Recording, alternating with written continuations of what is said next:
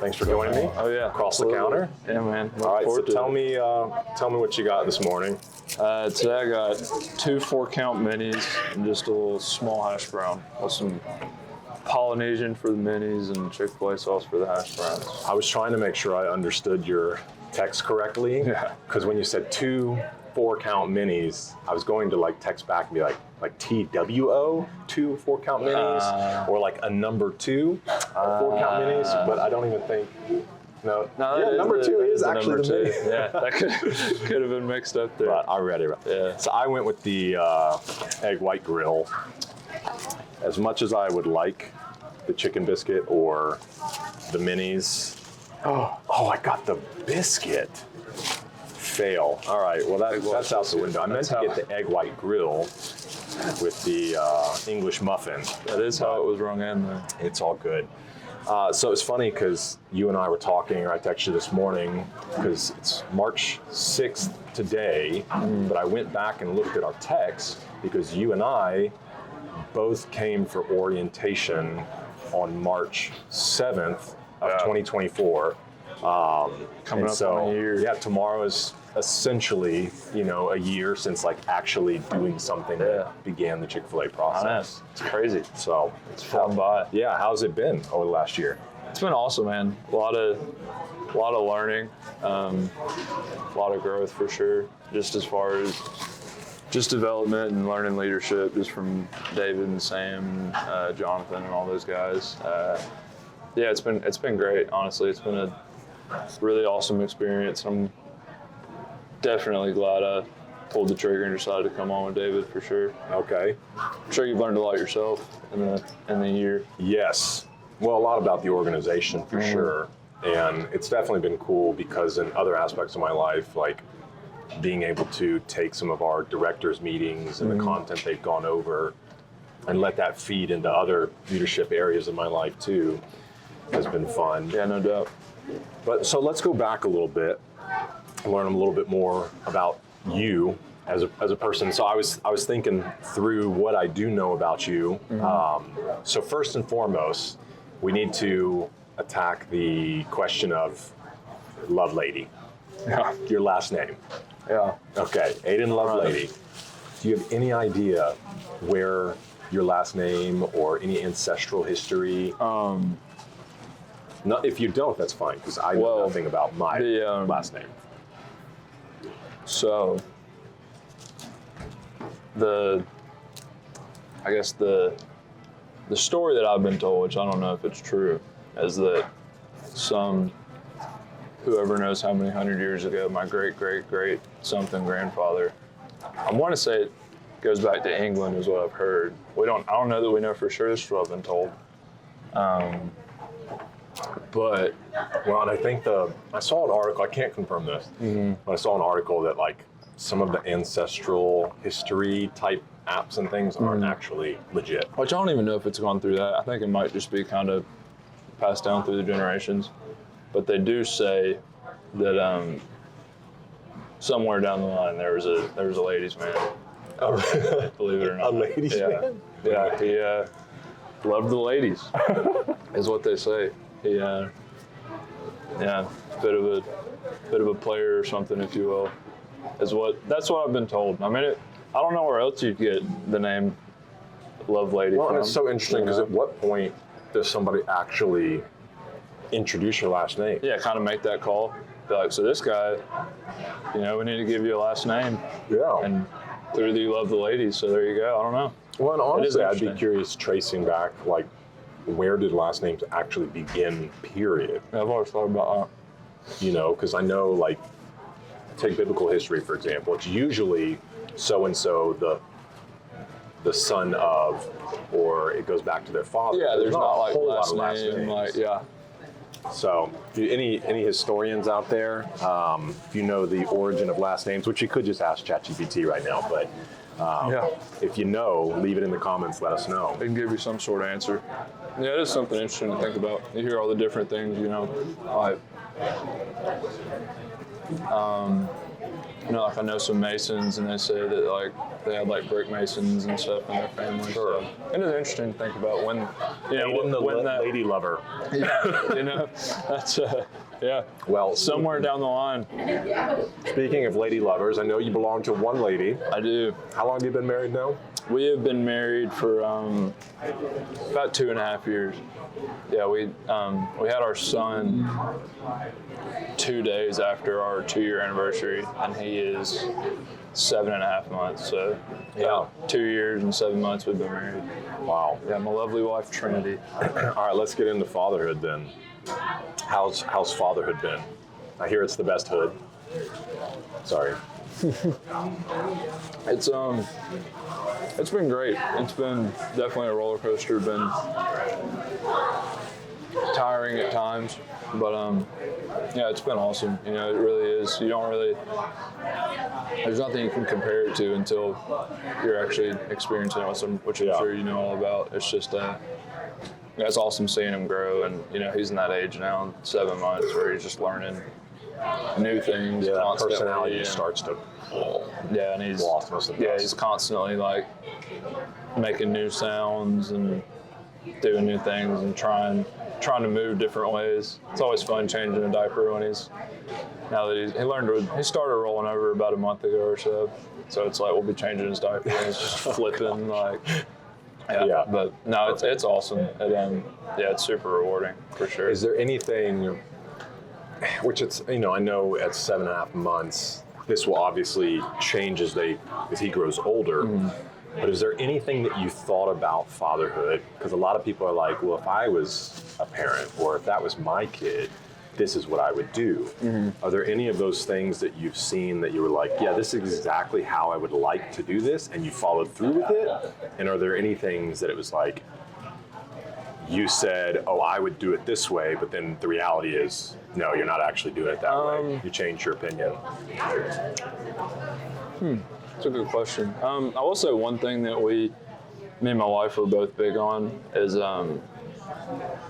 coming into it, we wanted, which obviously is only 7 months, so like you said, that changes. But obviously, I'm sure you know, even at that young age, it's easy to, if you want to distract a baby, you can throw them in front of a TV and they'll sit there and stare at it and stop crying or stop whining or whatever. And we did want to avoid that as much as possible.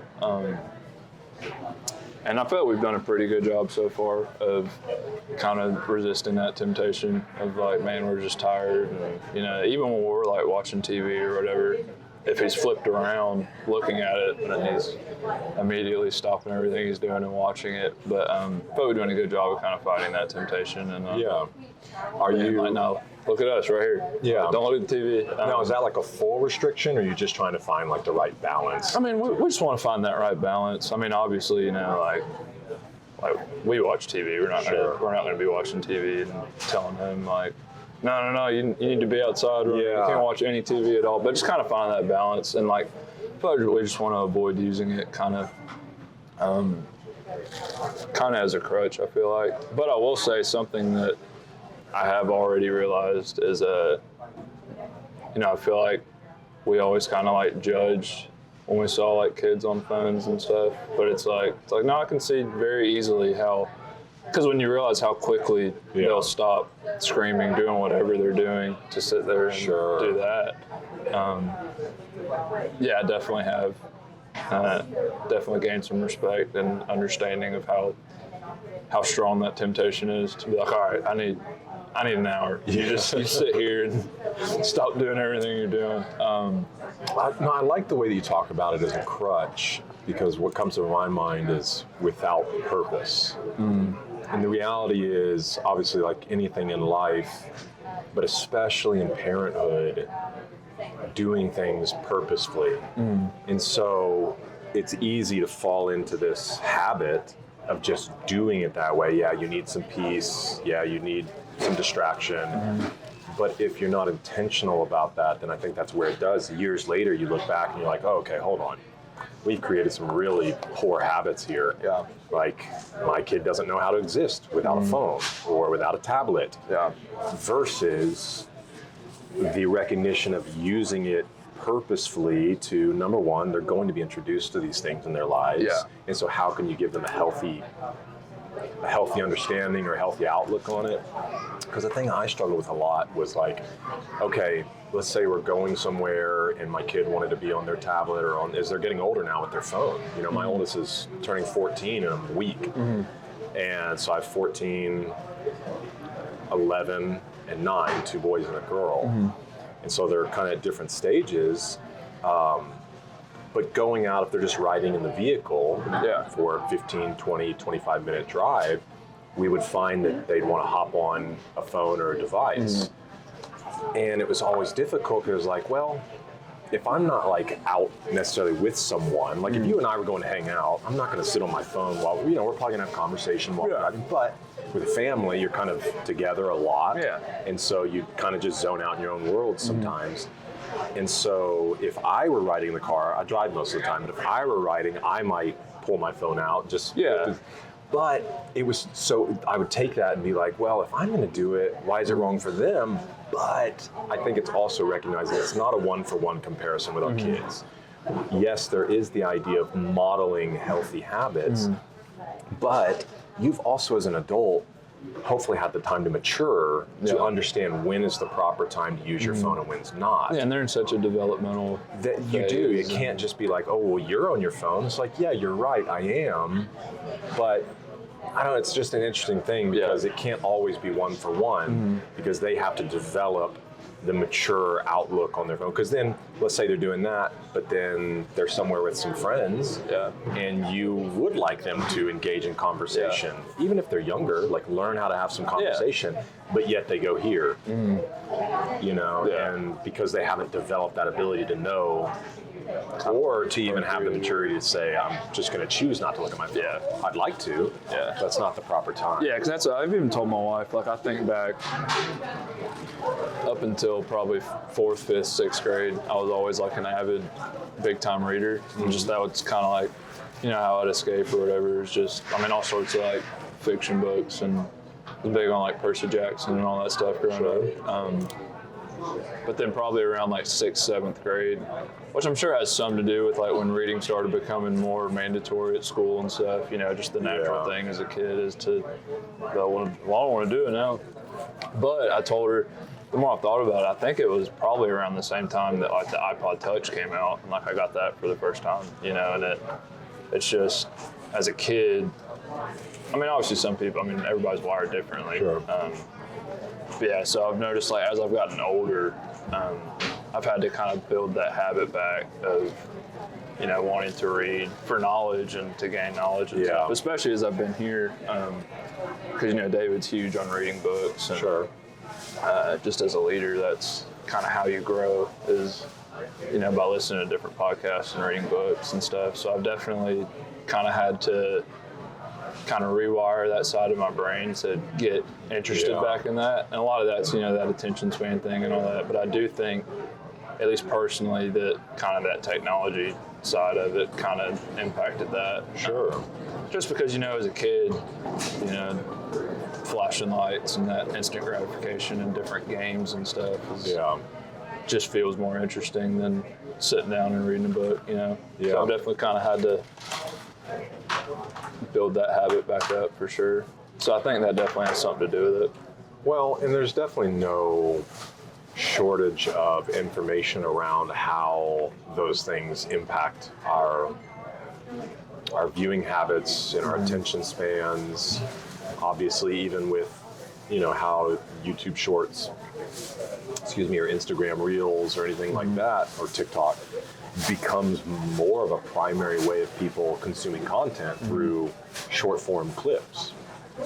I mean, I have definitely been encouraged by, I think, how many younger people are gravitating toward long form interview content, because I think that's important. Because if you even take like college lectures and things like that, I mean, these are times, or sermons or anything like that, these are times that you'd sit to listen to something for 30, 35, 45, 60, 90 minutes. And so if, you know, we're not careful, then it's like the inability to do that. So since you've been here, what I guess as far as reading content, or since you've kind of been renewing that discipline in your life, what's one of the more interesting things that you've been reading or thinking about? So far, one of the books that I've read that David really recommended and strongly recommended to me was The Dichotomy of Leadership. Okay. I don't know if you've read that one. I haven't looked at that one yet. It's by Leif Babin and Jocko Willink. Yeah, sure, I know John. Yeah. Not personally. Yeah, that'd be cool if you did. I don't know, it'd be a little scary. Yeah, he's a big man. But yeah, you know, the two former Navy SEALs that were squad commanders, and now they are business kind of leadership consultants for, you know, a lot of Fortune 500 CEOs and stuff.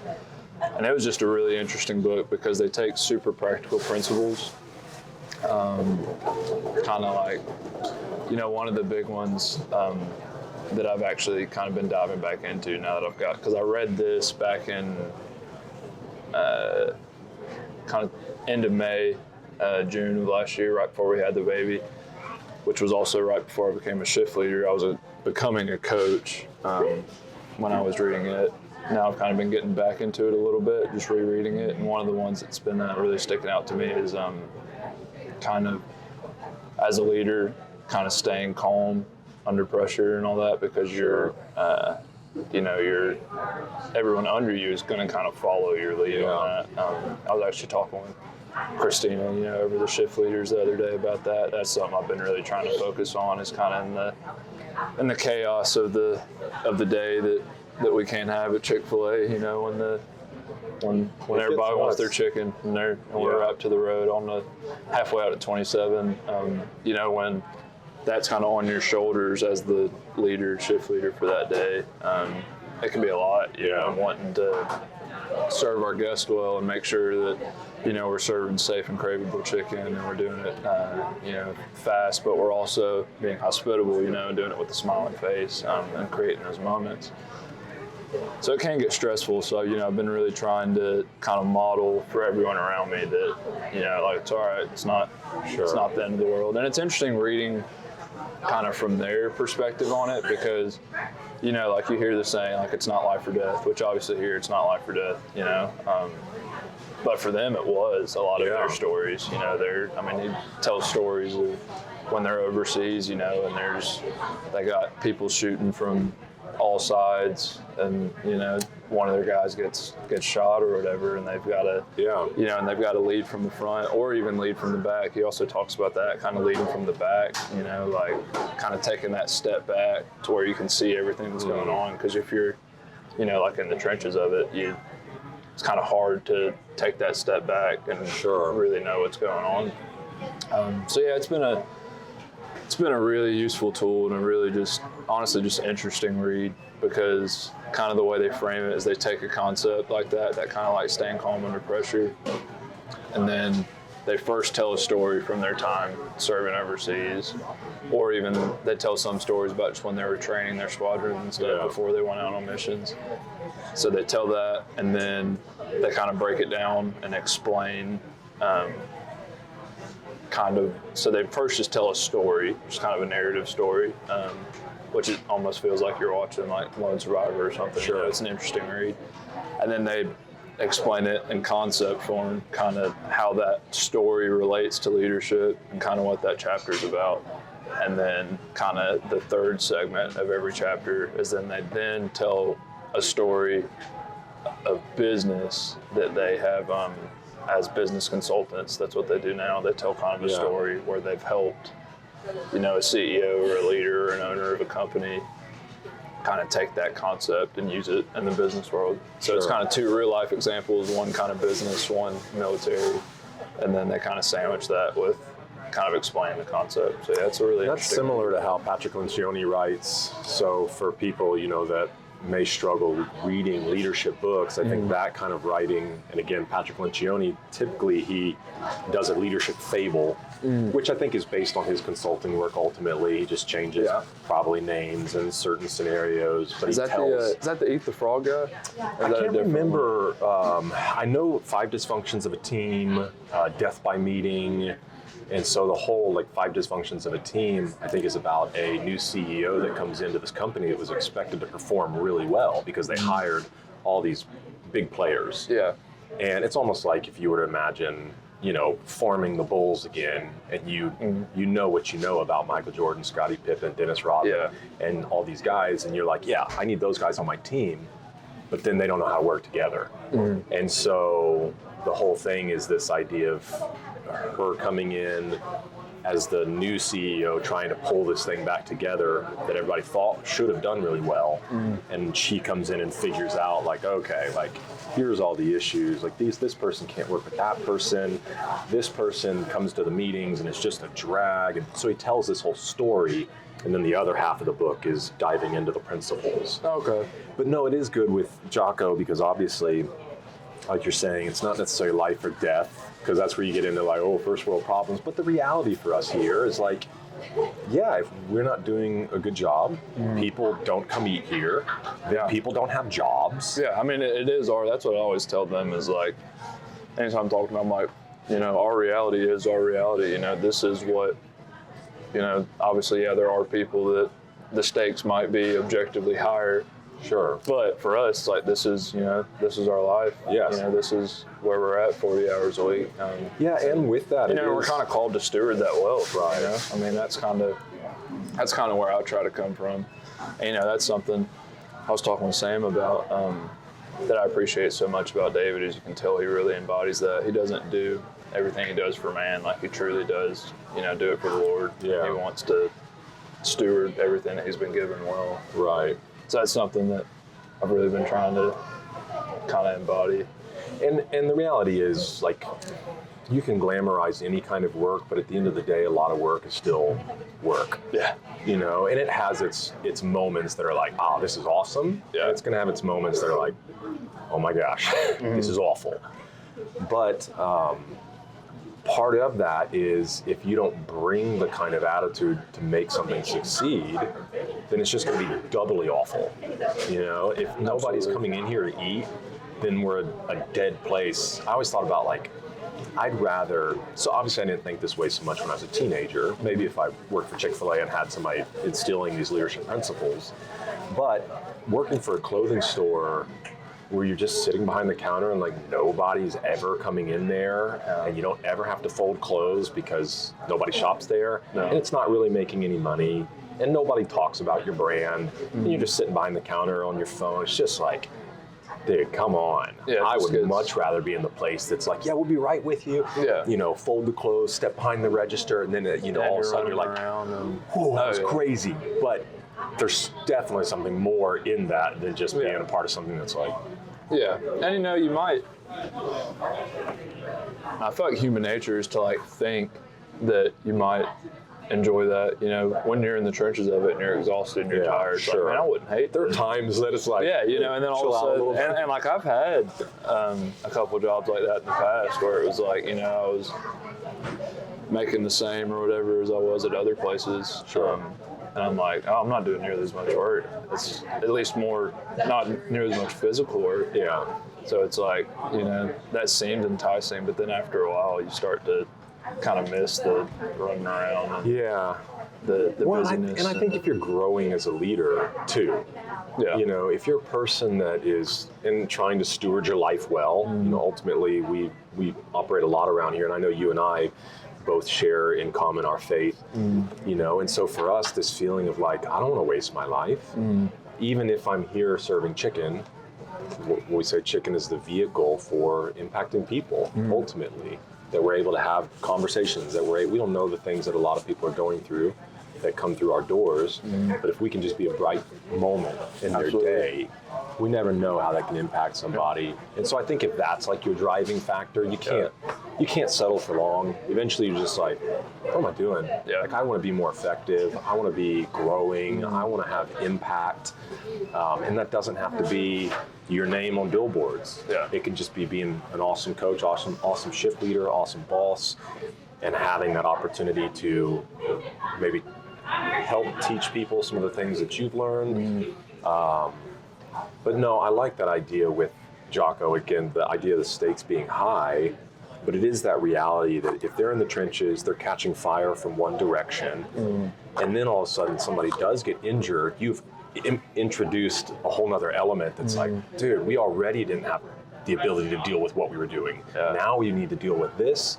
And then you get word that, hey, there's a force moving in that you didn't, all of a sudden it's just like, and if you buckle under all of that, like everyone's gone, you know?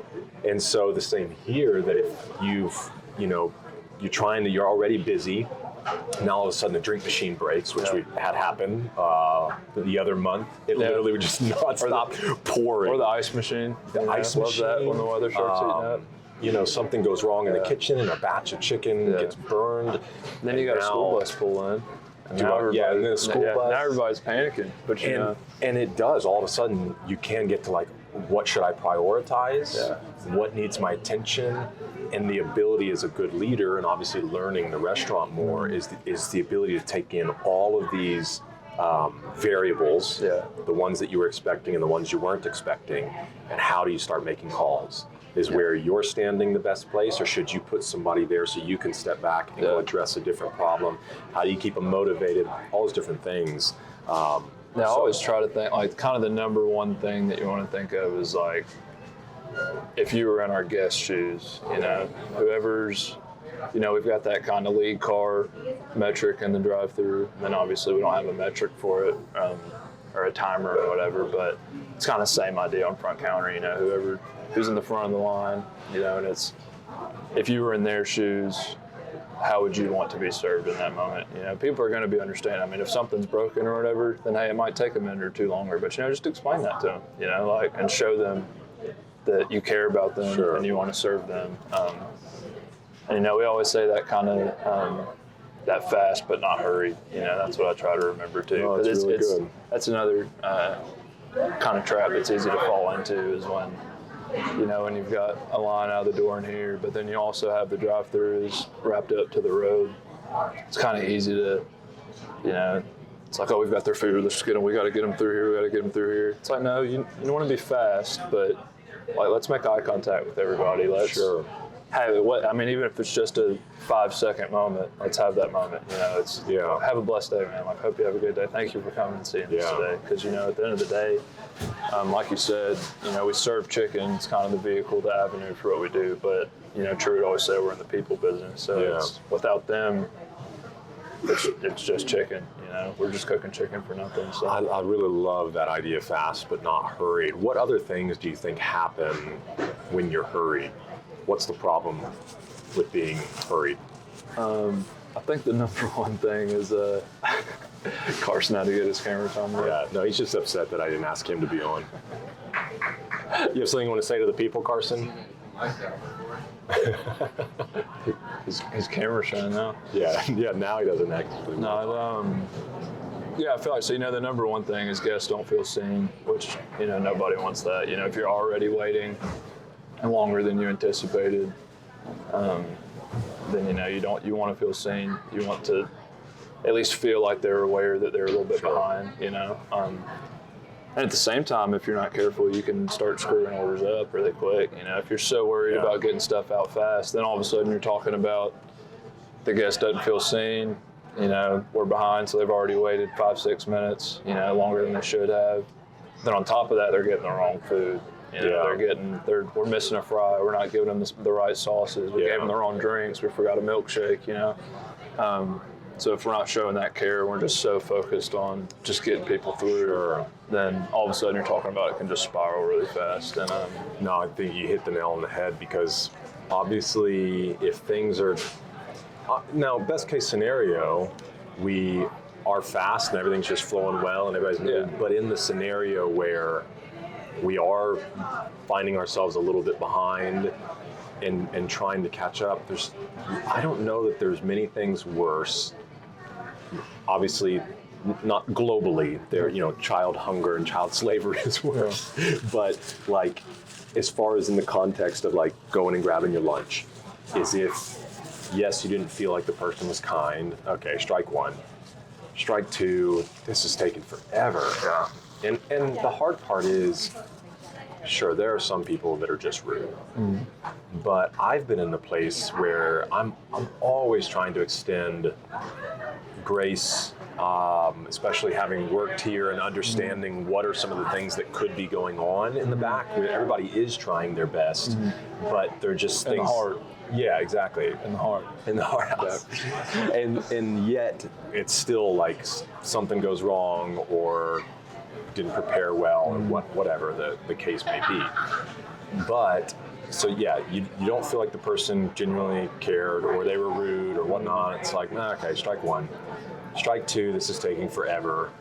Strike three is I pulled off, I waited forever, you didn't treat me very nice, and my order is wrong. Yeah, so you're telling me I got to pull back around or I got to come walk inside Exactly. when I'm already running late for my meeting or whatever it is. Or my kids' football game or take dinner to the kids. And because I've gotten home from another restaurant I ordered from before that was taking a while, and we were trying to catch this small window before everybody had like sports and other stuff. Yeah.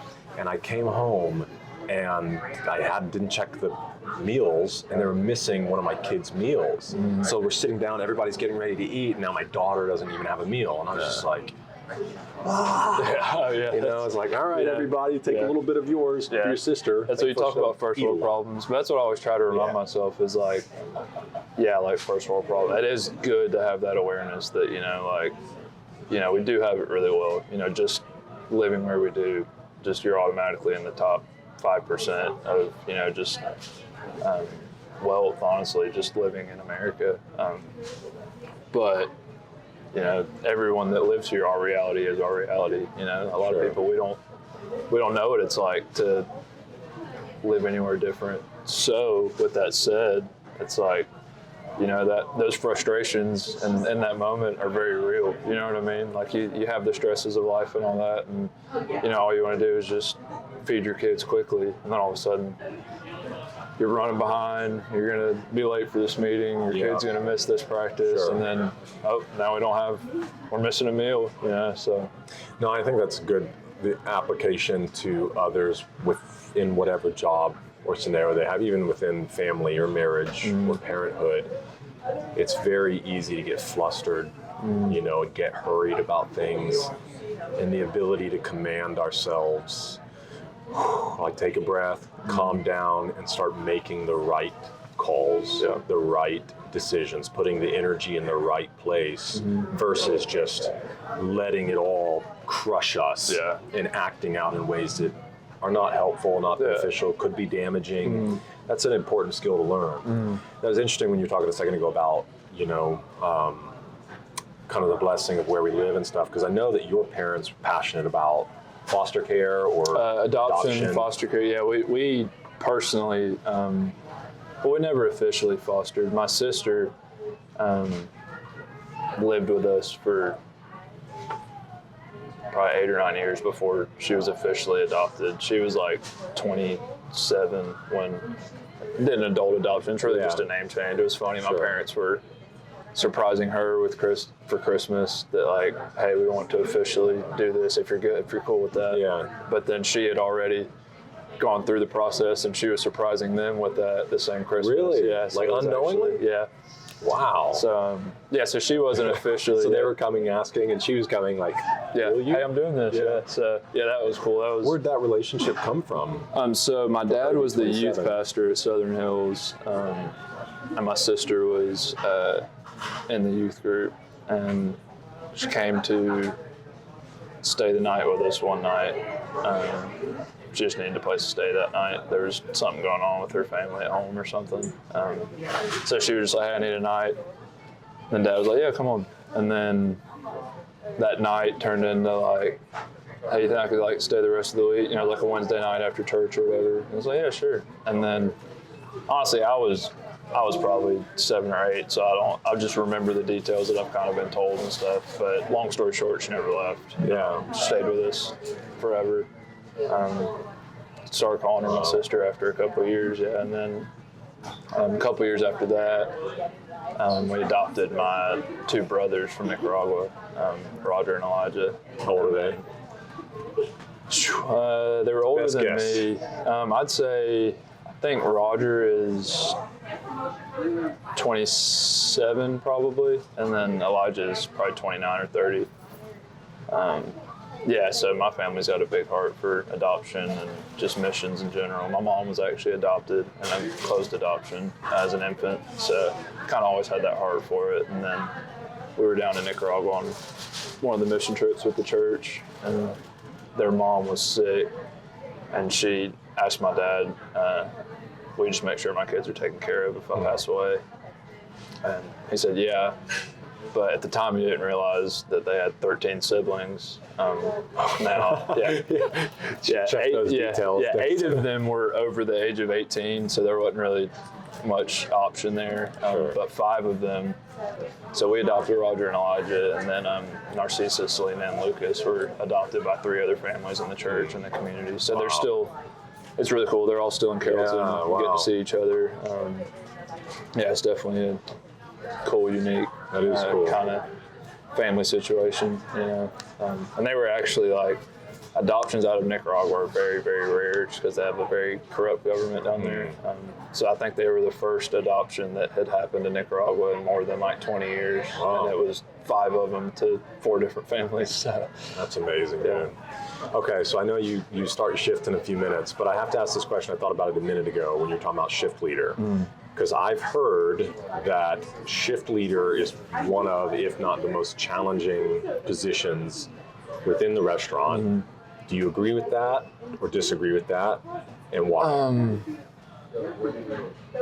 I would say I agree with it. It's definitely, obviously, you know, I haven't experienced any of the different director positions, and every position comes with its different challenges, but kind of the way, you know, when we were doing our shift leader training and basics with Christina, the way she explained it is, you know, from the curb over there to that curb right there to that fence, the whole parking lot inside of here, when you're the shift leader that day, when you're scheduled shift leader, which obviously when you're not scheduled shift leader, you know, we're still leaders. I mean, you understand that, you know, people still look to you and you still want to steward that well. But when you're scheduled shift leader that day, like, David has entrusted the store to you. Yeah. You know, like the cleanliness of the store, the safety of the food we're serving, the, you know, how, you know, we talk about how well we're serving our guests, you know, how hospitable we're being, the speed of our service, all of that. Not even just that, kind of the financial aspect of it too. You know, managing your labor well, making sure we don't have excess people on the clock standing around, and if we do, make sure we're cleaning and getting things done. You know, he's entrusted all of that to you.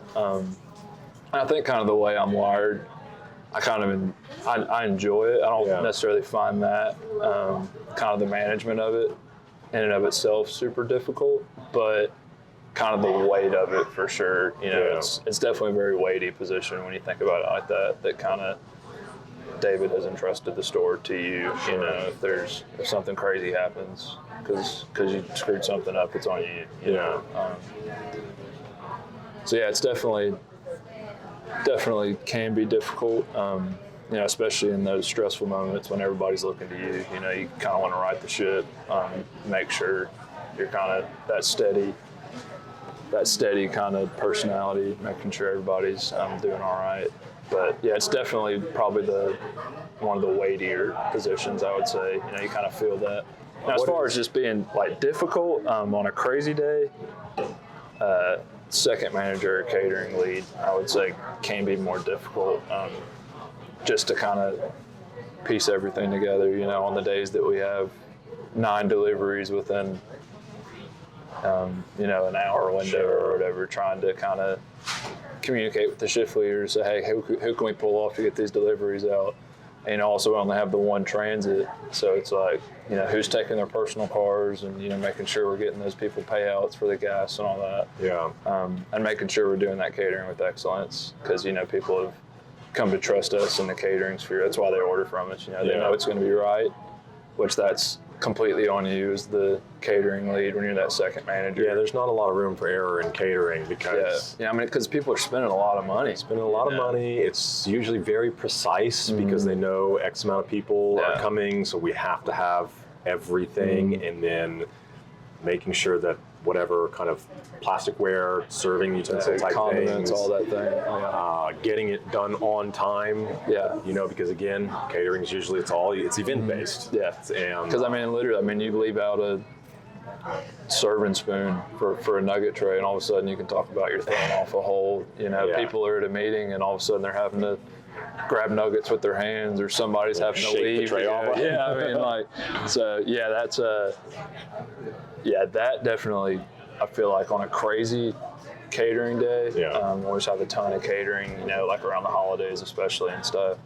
I would say that kind of requires more brain power, and it's just as weighty, honestly. Kind of how I was talking about shift lead, because you're entrusted with catering. Which is just a huge part of our business. So yeah, there's just a lot of attention to detail in that. And then you're also kind of in operations too when you're not doing catering. You know, you're coming up here, you're serving guests. Yep.